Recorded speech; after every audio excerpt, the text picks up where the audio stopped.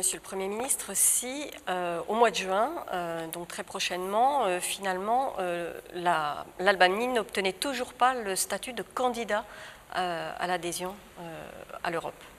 Mais je ne pense pas que le monde Que se passerait-il chez vous? Est-ce que l'opposition ne risquerait pas on a une expression, je ne pense pas que le monde se bouleverserait le lendemain.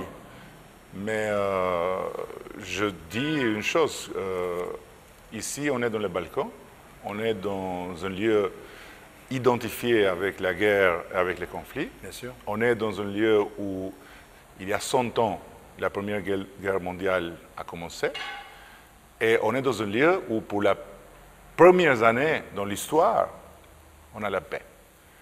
Le 2014, c'est le premier an qui nous a trouvés tous chez nous et personne avec un fusil pointé vers la maison du voisin. Et il y a un pourquoi.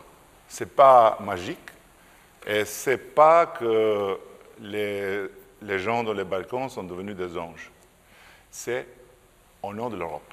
C'est au nom de l'Europe que les ennemis d'hier ont fait la paix d'aujourd'hui. Et c'est au nom de l'Europe que les gens dans les Balkans ont fait exactement ce que Schuman avait fait 5 ans après avoir été torturé dans les prisons de la Gestapo ou après avoir pris des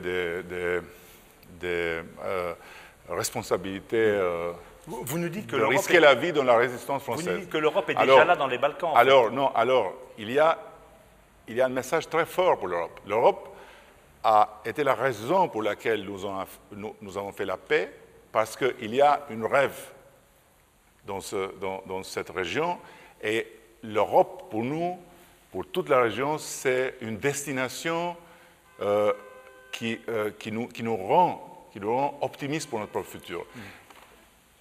Refuser ça et ne pas tirer aujourd'hui des leçons sur l'Ukraine, voilà. Ça pourrait rendre l'Europe encore moins sûre et encore plus incerte pour son propre futur. Vous pensez